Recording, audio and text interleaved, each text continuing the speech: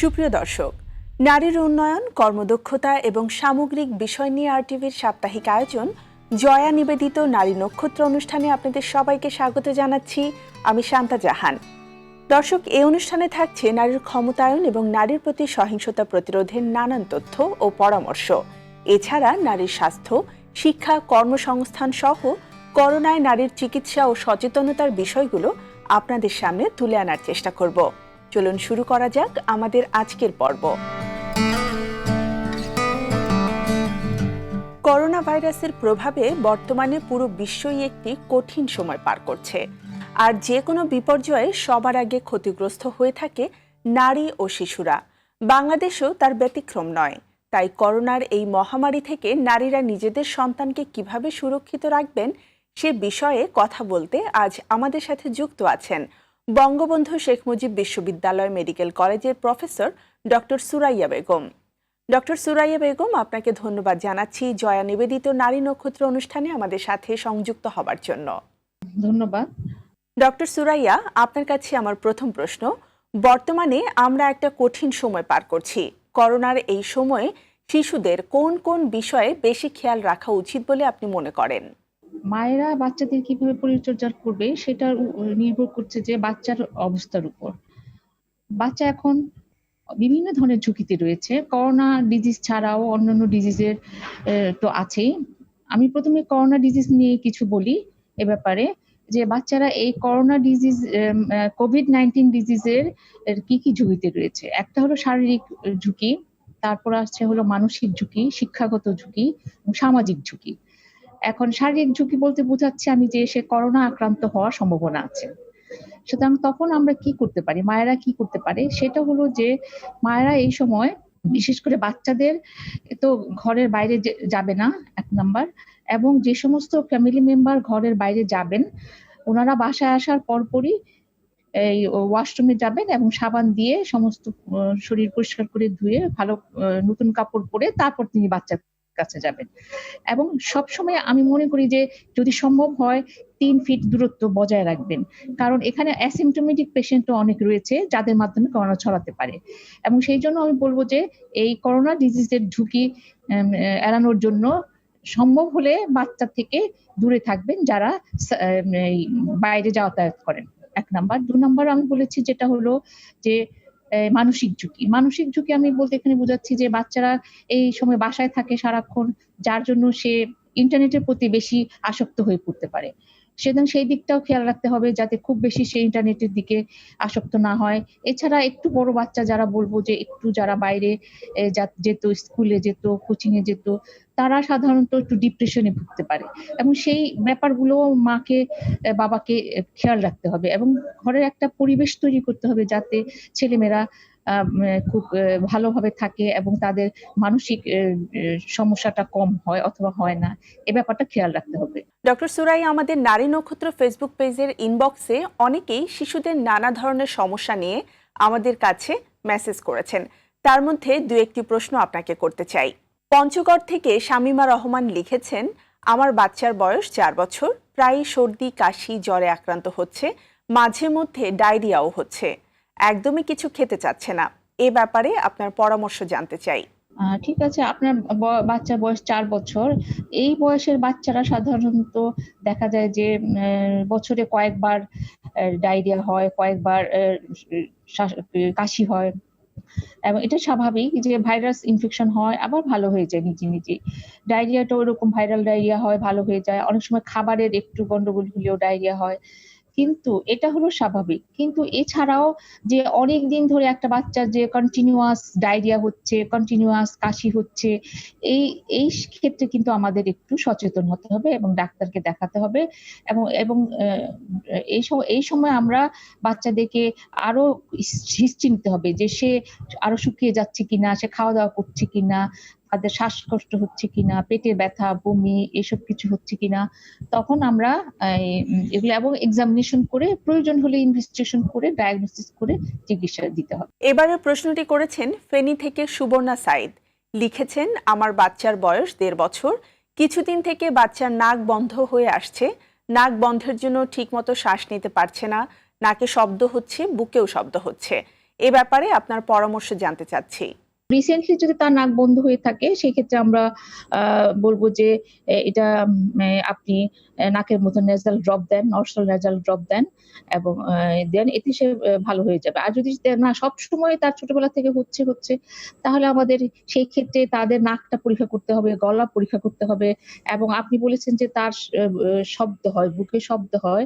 সেক্ষেত্রে তার বুকটাও পরীক্ষা করতে হবে, দেখে তারপরে একটা ডিসিশন নিয়ে প্রয়োজন হলে ইনভেস্টিগেশন করে তারপর ট্রিটমেন্ট দিতে হবে। আপনি আপাতত আপনার বেবিকে নাকের ভিতরে কিছু নরসল নেজাল ড্রপ দেন আর সিরাপ অ্যালাট্রল আধা চামচ করে প্রতিদিন দেন, দিয়ে 7 দিন দেখেন।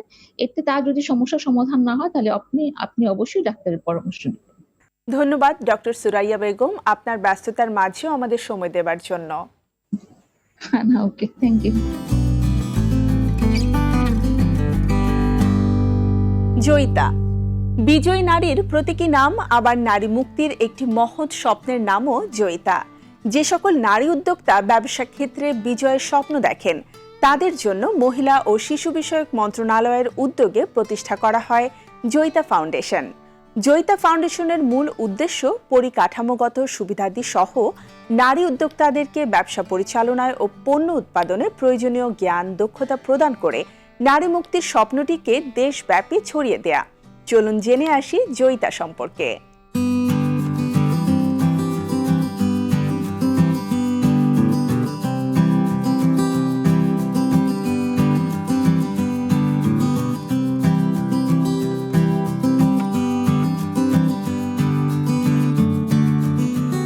নারীদের নানা সময় বিভিন্ন ধরনের চ্যালেঞ্জের মুখোমুখি হতে হয়, আর সেই নারী যখন সিদ্ধান্ত নেয় ব্যবসায়িক উদ্যোক্তা হওয়ার, তখন চ্যালেঞ্জটা আরও অনেক বড় হয়ে যায়। সামাজিক, অর্থনৈতিক, মানসিক চ্যালেঞ্জ ছাড়াও যে চ্যালেঞ্জটি সবার আগে মোকাবেলা করতে হয় তা হলো কোথায় এবং কিভাবে শুরু করবেন। আপনাদের এমন সব বাধা দূর করতে এগিয়ে এসেছে নারী ও শিশু বিষয়ক মন্ত্রণালয়ের জয়িতা ফাউন্ডেশন।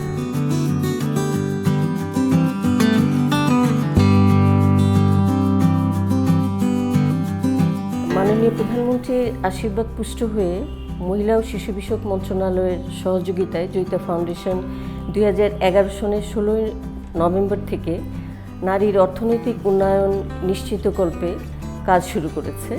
জয়িতা ফাউন্ডেশন মূলত তৃণমূল পর্যায় থেকে নারীদের তৈরি পণ্য বাজারজাত করার বিষয়ে কাজ করে থাকে। জয়িতা ফাউন্ডেশনের কার্যক্রমের সাথে মাননীয় স্পিকার মহোদয়ের সম্পৃক্ততা রয়েছে। তিনি সবসময় এই বিষয়ে খোঁজ খবর রাখেন এবং বর্তমানে মহিলা ও শিশু বিষয়ক মন্ত্রণালয়ের মাননীয় প্রতিমন্ত্রী তিনি অসম্ভব রকমের তদারকি করেন এবং অত্যন্ত আন্তরিকতার সাথে আমাদের কার্যক্রমগুলো উনি তদারক করে থাকেন। শুরুতে আমরা মহিলা বিষয়ক অধিদপ্তরের রেজিস্টার্ড 1800 সমিতির মধ্য থেকে প্রায় 180 সমিতিকে নিয়ে কাজ শুরু করেছিলাম। সেখান থেকে বর্তমানে প্রায় 100-র মতন উদ্যোক্তা বিভিন্ন ক্যাটাগরির পণ্য নিয়ে এখানে ব্যবসা পরিচালনা করছেন। তার মধ্যে আছে হস্তশিল্পজাত পণ্য এবং কিছু উদ্যোক্তা আছেন যারা খাদ্যজাত পণ্য নিয়ে কাজ করছেন এবং রাপা প্লাজার 2টো ফ্লোরে এরা ব্যবসা পরিচালনা করছেন এবং তাদের ব্যবসা এখানে শুরু করার জন্য 1 লক্ষ টাকা জামানত দিতে হয় এবং স্টল প্রতি 5,000 টাকা মাসিক ভাড়া দিতে হয়।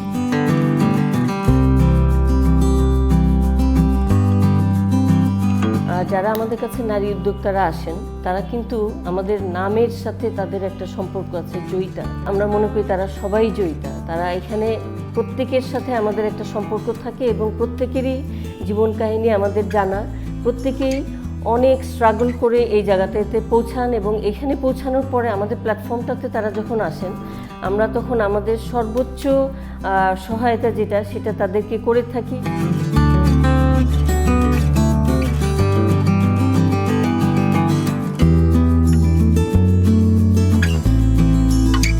করোনার সময় আমাদের আপনারা জানেন যে শপিং মলগুলো বন্ধ ছিল এবং এরা অত্যন্ত ক্ষুদ্র এবং তৃণমূল পর্যায়ের নারী উদ্যোক্তা, তাদের ব্যবসাও বন্ধ ছিল, তাদের পুঁজি কিন্তু সম্পূর্ণ শেষ। তারা অত্যন্ত অভাব অনটনের মধ্যে জীবন কাটিয়েছেন। এই ক্রান্তিকালটাকে কাটিয়ে ওঠার জন্য আমরা আমাদের যে প্রজেক্ট আছে সেখান থেকে আমরা তাদের আর্থিক সহায়তা করেছি এবং এই ব্যাপারে আমরা ইউএনডিপি এবং A2I-এর খুব ভালো সহযোগিতা পেয়েছি। তাদের সহযোগিতায় আমরা আমাদের নারী উদ্যোক্তাদেরকে অনলাইনে ট্রেনিং দিয়েছি এবং অনলাইন প্ল্যাটফর্মে যাওয়ার জন্য যে ট্রেনিংটা করোনার কারণে আমরা ফিজিক্যালি সেই ট্রেনিংটা করতে পারিনি এবং সেই ট্রেনিংটাও কিন্তু আমরা ইভেন অনলাইনে করেছি এবং আমার খুব ভালো লেগেছে এটা দেখে যে আমাদের নারী উদ্যোক্তারা অত্যন্ত যারা মানে স্বল্প পুঁজি নিয়ে কাজ করেন তারা একদম প্রত্যন্ত অঞ্চল থেকেও কিন্তু অনলাইনে সেই ট্রেনিংটার সাথে সংযুক্ত ছিলেন। করোনার এই ক্রান্তিকালে মাননীয় প্রধানমন্ত্রী সবার জন্য যে প্রণোদনা প্যাকেজ ঘোষণা করেছেন তার মধ্যে কিন্তু মাঝারি ক্ষুদ্র উদ্যোক্তাদের জন্য একটা প্রণোদনা প্যাকেজ আছে এবং আমরা নারী উদ্যোক্তারা যারা করোনায় কালে ক্ষতিগ্রস্ত হয়েছেন তাদের জন্য এই প্রণোদনা প্যাকেজের আওতায় তারা যেন ক্ষুদ্র ঋণটা ব্যাংক থেকে পেতে পারেন সেজন্য তাদের কাছ থেকে আমরা অ্যাপ্লিকেশন নিয়েছি এবং সেই অ্যাপ্লিকেশনগুলো বিভিন্ন ব্যাংকে আমরা ফরওয়ার্ড করছি এবং সেই ব্যাংকগুলোর সাথে আমরা কন্টিনিউয়াস নেগোসিয়েশনে আছি যে যাতে আমাদের নারী উদ্যোক্তারা যারা করোনার জন্য ক্ষতিগ্রস্ত হয়েছেন তারা যেন আর্থিক সহায়তা বা ক্ষুদ্র ঋণটা পেতে পারেন।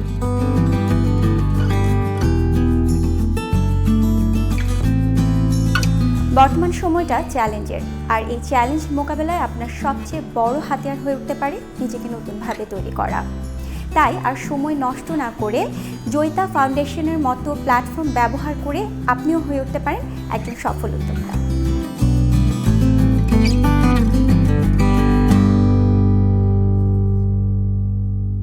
দেশের সকল নারী উদ্যোক্তা, বিশেষ করে গ্রামীণ নারীদের জন্য একটি বড় সুযোগের নাম জয়িতা ফাউন্ডেশন। তাই সময় নষ্ট না করে যে সকল নারী উদ্যোক্তা স্বাধীন ব্যবসা প্রতিষ্ঠার মাধ্যমে নিজের আর্থিক উন্নয়নের স্বপ্ন দেখেন তারা জয়িতা ফাউন্ডেশনে অংশগ্রহণ করে নিজের ও দেশের উন্নয়নে ভূমিকা রাখতে পারেন। বাংলাদেশের গুণী সঙ্গীত শিল্পী এসআই টুটুল করোনাকালীন এই সময়ে তিনি কেমন আছেন, কেমন কাটছে তার সময়, আর নারী সুরক্ষা ও অগ্রযাত্রা নিয়ে তিনি কি ভাবছেন, চলুন জেনে আসি।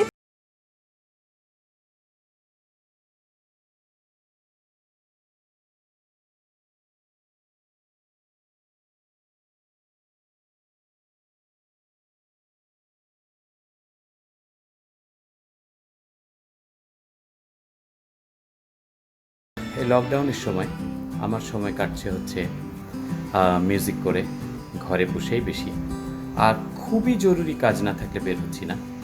আর মাঝে মধ্যে ব্যান্ডের সাথে সবসময় অনলাইনে কথা বলছি, তারপর ফোনে কথা বলছি, আমরা একসাথে গ্রুপে এসে কথা বলছি, রিহার্সেল করছি একসাথে ওই অনলাইনের মাধ্যমে। করোনাকালীন সময়ে আমি জানি বা আমরা দেখছি যে নারী পুরুষ একসাথেই, দম্পতি একসাথেই ঘরে লকডাউন হয়ে আছেন এবং অবশ্যই পুরুষ নারীকে হেল্প করবে। নারী ঘর সামলাবে আর পুরুষ বাইরে কাজ করবে। এটা যখন নর্মাল সময় থাকে তখন তো তাই হয় বেশিরভাগ ক্ষেত্রে। তো পুরুষরা যদি ঘরে একটু নারীকে সাহায্য করে তাতে তো আমি মনে করি না যে কোনো অসুবিধা হয়। এই করোনাকালীন সময়ে করোনাকে প্রতিহত করতে নারীর ভূমিকা অনেক বেশি নিতে হবে। সেটা হচ্ছে বাইরে থেকে কেউ আসলে অবশ্যই যেন স্যানিটাইজ করে ঘরে ঢোকেন এবং সবসময় বাচ্চাদেরকে হাত ধোয়ানো সাবান দিয়ে এবং স্বাস্থ্যবিধি মেনে চলার ব্যাপারে ইন্সপায়ার করা। তাদেরকে হয়তো মাঝে মধ্যে একটু বকাঝকাও দিতে হতে পারে। তো স্পেশালি যিনি স্বামী তিনি কিন্তু কথা শুনতে চান না। আমি জানি তো বেশিরভাগ মানুষই এরকম আমরা। তারপরেও বলি যে কথা না শুনলেও বুঝিয়ে শুনিয়ে এই করোনাকালীন সময়ে করোনাকে প্রতিহত করতে নারীর ভূমিকা রাখতে হবে অনেক। এই মহামারীর মধ্যে নারীর প্রতি নির্যাতন, তারপর সহিংসতা বেড়ে গেছে। এটা শুনে, এটা দেখে নিজেকে মানুষ ভাবতেই কেমন জানি খারাপ লাগছে। আর সেই মানুষগুলোকে বলছি যারা এই রকম চিন্তাভাবনা করছেন, যে এরকম সহিংস কাজ করছেন বা নির্যাতন করছেন, তাদেরকে করজোড়ে ক্ষমা চাইছি যে একবার খালি চিন্তা করেন, স্বয়ং মহান আল্লাহ পাক আমাদের হয়তো এই মহামারী দিয়ে পরীক্ষা করছেন আমরা কী করি। এই পরীক্ষার সময় আপনারা একটু বিরত থাকেন। সৃষ্টির প্রথম থেকে নারীরা পুরুষের সাথে কাজ করে যাচ্ছে। পুরুষের অগ্রযাত্রায় নারীদের সহায়তা একেবারেই উল্লেখ করার মতো অন্যতম। নারী ছাড়া পুরুষরা এগিয়ে গেছে, আর নারীদেরকে নিয়ে পুরুষরা এগিয়ে গেছে, এটা হচ্ছে নারীদেরকে নিয়েই পুরুষরা এগিয়ে গেছে, এই কথাটাই বেশি বেশি গ্রহণযোগ্য।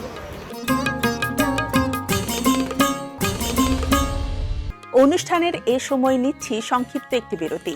ফিরে আসছি খুব তাড়াতাড়ি, আমাদের সাথেই থাকুন।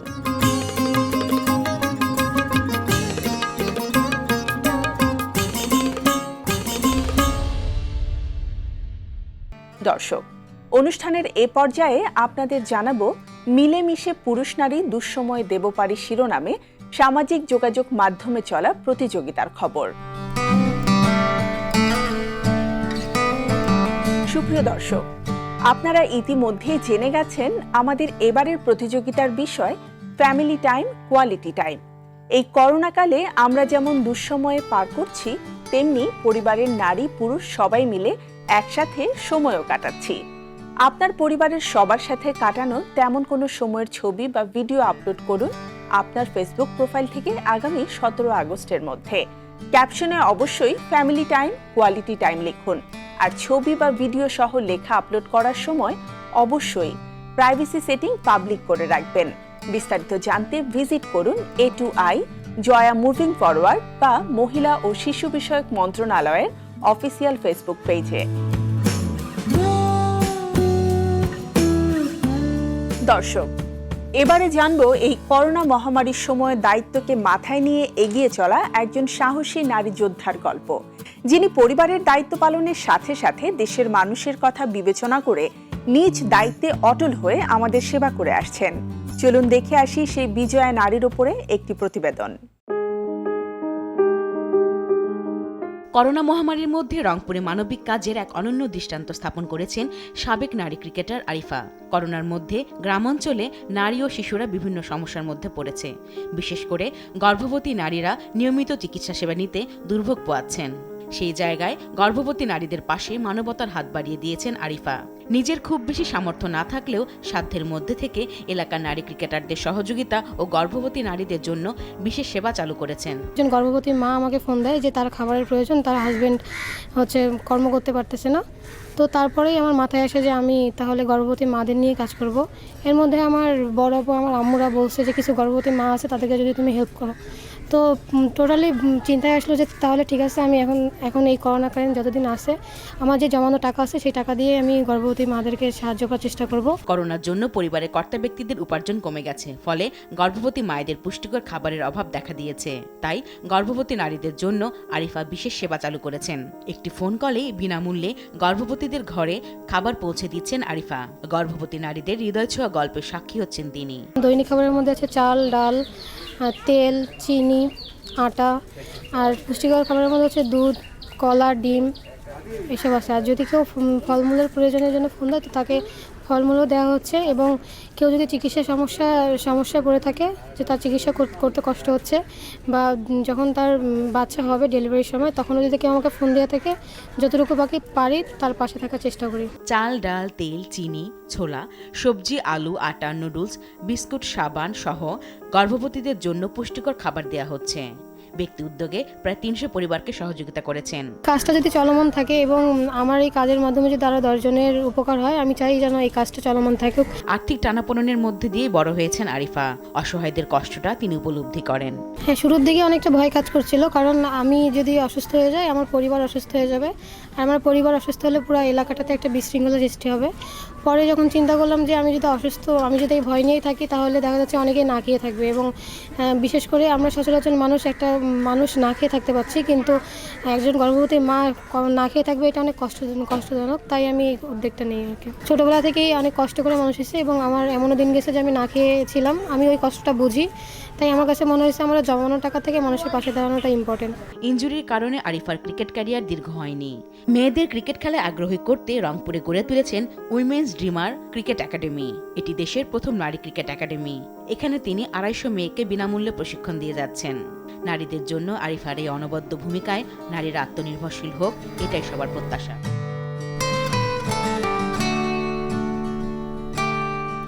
সুপ্রিয় দর্শক, করোনার এই কঠিন সময়েও আমরা নারীরা পিছিয়ে নেই। যে কোনো দুর্যোগকালীন সময়েও নারীরা এক একটি নক্ষত্র হয়ে আলো ছড়িয়ে যাচ্ছে দেশ এবং সমাজের কল্যাণে। বিজয়া তোমাকে জানাই নারী নক্ষত্র অনুষ্ঠানের পক্ষ থেকে শ্রদ্ধা ও ভালোবাসা। প্রিয় দর্শক, জয়া নিবেদিত নারী নক্ষত্র অনুষ্ঠানে আজকে আমাদের অতিথি পর্বে যুক্ত আছেন বাংলাদেশে রয়্যাল নেদারল্যান্ডস দূতাবাসের রাষ্ট্রদূত হিজ এক্সিলেন্সি হেরিফার এইজ। চলুন তার সাথে কথা বলে জেনে নেই নারী অগ্রযাত্রায় তাদের চিন্তা, কার্যক্রম ও ভবিষ্যৎ পরিকল্পনা সম্পর্কে। থ্যাংক ইউ হিজ এক্সিলেন্সি হেরিফার এইজ for joining us on the নারী নক্ষত্র programme. Thank you. Pleasure to be here today. Firstly, I would like to hear from you. The COVID-19 is disproportionately impacting women as existing gender inequalities are exacerbating gender-based disparities between women and girls in terms of access to information, resources to cope with the pandemic and its socio-economic impact. In your view, what is the reason behind? Yeah, there are a few reasons behind this. Basically, three. It has an economic reason. There's a reason with regard to equality between men and women. And there's an issue what I would call the triple I's: invest, include, and integrate. But I'll get back to that. Let me start with the economic reasons. Of course, it's quite obvious that most women in this country participate in the informal economy and have the uncertainties that go with it. And of course, are more vulnerable because of it. Another issue is more that many women have low-ranking jobs. They do not have, let's say, the overseer jobs. They're sooner at in these low-ranking jobs. And I think it is important that to know that women are underrepresented in the managerial positions. So women are more vulnerable. Second issue is with regard to equality, basically lack of equality. It's quite obvious that women have not equal opportunity with regard to access to property, land, jobs, and education and health. And of course, that also makes women more vulnerable. I think we should also not underestimate the fact that should women in more proportionate manners participate in the economy, the general wealth of the economy, but also the wealth of a family would increase. And finally, I would like to refer to three I's, the three I's I always call them: invest, include, and integrate. So invest in young people, give them knowledge and skills to progress, include women and men equally in all aspects of development, and integrate efforts from all sectors, be it governmental sector, non-governmental sectors, or, for instance, development partners, NGO, etc. So these are, as far as I'm concerned, the three reasons that impact women in this manner. Yes. My second question is, in Bangladesh, as in the rest of the world, women are the primary caregivers of the young, infirm, and the elderly. Moreover, married and unmarried girls spend considerably more time on domestic work than boys. During COVID-19, how does a woman skip this mental stress during a pandemic? What do Dutch people experience? Thank you very much for this question. Let me say, under the current pandemic, where we're all in lockdown, myself have been in lockdown for more than 17 weeks now, with limited livelihood and limited opportunities, of course, give additional risk factors to men and women alike. But I think we should say that the mental health of all of us, and especially mental health of women and boys and girls, are extremely important issues here. So I think the stress that we all feel in this lockdown and during this crisis, we should also encourage all of us, including women, boys and girls, to be able to have a space to discuss it. And we should pay attention to it. We should discuss, we should be open, we should be communicating. And I think this is very important. And if we come back to mental health, very often people say on this issue, well, this is a luxury, we cannot take time for that because we have many other issues on our mind. I think mental health is as important as, let's say, a roof above your head and food in your mouth. Because without mental health and without stability, you will not be able to take care of yourself, of your children, and of your family, and of your community. So mental health is as important in a stressful situation as any other basic need of men and women. My last question is, a recent study said that COVID-19 lockdown increases domestic violence worldwide. In your view, how this number may reduce? How does the Netherlands government work on it through its different programs in your country? So let me say a few points on this. I think for women, in particular girls, it is important to have a free space and to give women and girls faces and voices. Let them be seen and let them be heard. I think that is extremely important. Do not underestimate the importance of that. So foster a space of free speech, of discussion and open engagement. And especially important is also information. Let's say a transparent environment in which women will get any information they need in order to lead their lives. Another point is that I would really want to stress is access to justice. As we all know, gender-based violence, women and girls are very often a victim of gender-based violence, and they should have access to justice. It should be affordable and it should be high quality.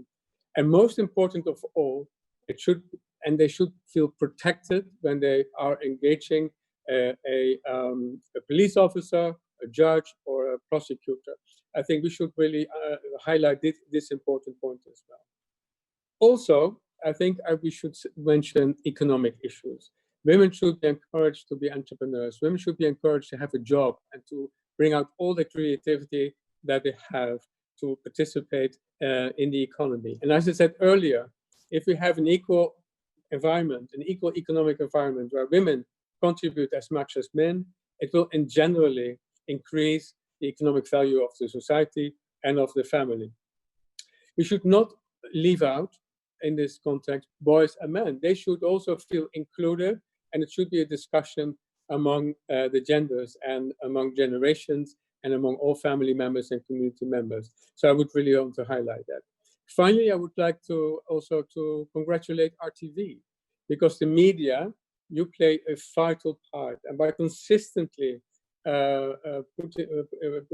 putting attention to these issues and by counteracting stereotypes of women and girls, I think this is an extremely important contribution to the discussion worldwide and as well here in Bangladesh. So I would like again to compliment you. Very happy to be part of that. Thank you, His Excellency Hedy Farais, for joining us on the Nari Nokkhotra program. Thank you very much and success with all your programs. সুপ্রিয় দর্শক, করোনার এই কঠিন সময়ে সারা বিশ্বে নারীর প্রতি সহিংসতা বেড়ে চলেছে, বাংলাদেশেও তার বাইরে নয়। বিভিন্ন রিপোর্ট অনুযায়ী লকডাউন সময়ে বাংলাদেশে নারীর প্রতি সহিংসতা বেড়েছে আগের চেয়ে অনেক বেশি। সহিংসতার শিকার নারী ও শিশুদের কাউন্সেলিং এর মাধ্যমে সহায়তা দিয়ে আসছে আলাপন। আজ আমরা জানব আলাপন সম্পর্কে।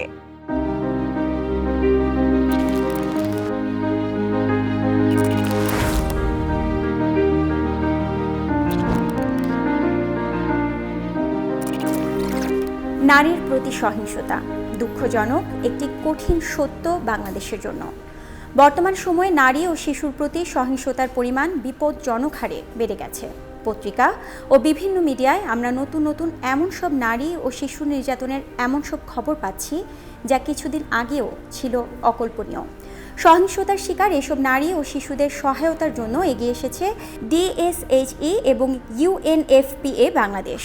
সহিংসতার শিকার এসব নারী ও শিশুদের মানসিক স্বাস্থ্য সেবা প্রদানের লক্ষ্যে জেনারেশন ব্রেকথ্রু প্রজেক্টের মাধ্যমে চালু করেছে আলাপন হেল্পলাইন। হেল্পলাইনের সেবা শিক্ষার্থী নারী ও শিশুদের দোরগোড়ায় পৌঁছে দেবার জন্য কিশোর বাতায়ন ও আলাপন যৌথভাবে আয়োজন করে আলাপন লাইভ সেশনের, যার মাধ্যমে সহজেই সেবা প্রার্থী লাইভ সেশনে প্রশ্ন করে সহজেই তার সমস্যার সমাধান জেনে নিতে পারে। আলাপন হেল্পলাইন সহিংসতার শিকার নারী ও শিশুদের অভিজ্ঞ কাউন্সিলর কর্তৃক টেলিকাউন্সেলিং এর মাধ্যমে মনোসামাজিক কাউন্সেলিং সেবা প্রদান করে আসছে। এর পাশাপাশি প্রয়োজন অনুযায়ী নারী ও শিশু নির্যাতন প্রতিরোধে জাতীয় হেল্পলাইন 109, চাইল্ড হেল্পলাইন 1098 এবং অন্যান্য আইনি সহায়তা প্রদানকারী সংস্থায় তাদেরকে রেফার করা হচ্ছে। আলাপন হেল্পলাইনে যে কেউ যে কোনো স্থান থেকে যে কোনো মোবাইল অপারেটরের মাধ্যমে কল করতে পারেন। এছাড়া ফেসবুক লাইভের মাধ্যমেও আপনি আপনার সমস্যার কথা জানাতে পারেন। আলাপন হেল্পলাইন 10 থেকে 24 বছর বয়সীদের যৌন ও প্রজনন স্বাস্থ্য এবং জেন্ডার ভিত্তিক সহিংসতা সম্পর্কে তথ্য ও পরামর্শ দেওয়ার পাশাপাশি মানসিক বিষয়েও কাউন্সেলিং সেবা প্রদান করে থাকে। কিশোর বাতায়ন, যা কানেক্ট নামে বেশি পরিচিত, তার সাথে যুক্ত আছে আলাপন হেল্পলাইন। কিশোর বাতায়ন মূলত বাংলাদেশ সরকারের একটি শিক্ষা ও বিনোদনমূলক অনলাইন প্ল্যাটফর্ম। বাংলাদেশ সরকারের আইসিডি ডিভিশনের A2A প্রকল্প এবং শাহজালাল বিজ্ঞান ও প্রযুক্তি বিশ্ববিদ্যালয়ের সহযোগিতায় এই প্ল্যাটফর্মটি নির্মিত। মূলত ষষ্ঠ থেকে দ্বাদশ শ্রেণীর শিক্ষার্থীরা এই কিশোর বাতায়নের সদস্য হতে পারে। কিশোর বাতায়ন বা কানেক্ট একটি অনলাইন প্ল্যাটফর্ম যা বাংলাদেশের ছাত্র ছাত্রীদের শিক্ষা, জীবন দক্ষতা, কর্মদক্ষতা, মানসিক পরামর্শ ও উন্নয়নের কাজ করে থাকে। কিশোর বাতায়ন ওয়েবসাইট, ফেসবুক পেজ ও ইউটিউব চ্যানেলে শিক্ষার্থীদের জন্য সকল কন্টেন্ট উন্মুক্ত। কিশোর বাতায়নে আমরা শিক্ষার্থীদেরকে সবসময় চেষ্টা করি তাদের মধ্যে সচেতনতা তৈরি করার, কিভাবে তারা কী ধরনের সহিংসতার মুখে পড়তে পারে, বিশেষ করে সাইবার সিকিউরিটি থেকে শুরু করে বাল্যবিবাহ কিংবা তাদের পারিবারিক সহিংসতা, এই ব্যাপারগুলোতে তাদেরকে আমরা বছরব্যাপী নানা ধরনের প্রোগ্রাম, নানা ধরনের কন্টেন্ট দিয়ে সচেতন করে থাকি। কানেক্ট কিশোরীদের জন্য প্রতি সপ্তাহে 2 বার অর্থাৎ শনিবার ও বুধবার সন্ধ্যা 7:30 থেকে রাত 8:30 পর্যন্ত মানসিক স্বাস্থ্য সেবা ও নারীর প্রতি নির্যাতন প্রতিরোধ বিষয়ক ফেসবুক লাইভ সেশনের আয়োজন করে, যেখানে 2 জন বিশেষজ্ঞ কাউন্সিলর শিক্ষার্থী ও অভিভাবকদের প্রশ্নের উত্তর দিয়ে থাকেন। করোনার এই মহামারীর সময়েও বন্ধ নেই আলাপন হেল্পলাইনের কার্যক্রম। হতাশা, মানসিক চাপ, আবেগ নিয়ন্ত্রণ সহ সকল মানসিক সহায়তা লাইভ সেশনের মাধ্যমে দিয়ে আসছে কানেক্ট। নারীর প্রতি সহিংসতা শুধু বাংলাদেশ নয়, বর্তমানে একটি বৈশ্বিক সমস্যা। এই সমস্যার প্রতিকারে শুধু সরকারি উদ্যোগই যথেষ্ট নয়, এগিয়ে আসতে হবে সবাইকে। তাই আসুন নারীর প্রতি সহিংসতার বিরুদ্ধে একতাবদ্ধ হই ও প্রতিরোধ গড়ে তুলি। সরকারের সেবা ও হেল্পলাইনগুলোর সহযোগিতা নিই, নিজেকে সচেতন ও নিরাপদ রাখি, অন্যের নিরাপত্তায় সহযোগিতা করি। প্রিয় দর্শক, আপনি নিজে সহিংসতার শিকার হলে বা কাউকে সহিংসতার শিকার হতে দেখলে তা আমাদেরকেও জানাতে পারেন আমাদের ফেসবুকের ইনবক্সে। আমরা আপনার পরিচয় গোপন রেখে যথাযথ কর্তৃপক্ষের কাছে সে তথ্য পৌঁছে দেব। সুপ্রিয় দর্শক, আজ এ পর্যন্তই। দেখা হবে আগামী পর্বে। আর অনুষ্ঠান বিষয়ক যে কোনো মতামত বা পরামর্শ জানাতে বা ইনবক্স করতে ভিজিট করুন facebook.com/narinokhotra.rtv এই ঠিকানায়। করোনার এই মহামারীর সময়ে সবাই সচেতন এবং সাবধানতা অবলম্বন করুন। সুস্থ থাকুন, পরিবারের সবাই মিলে হাসি খুশি থাকুন।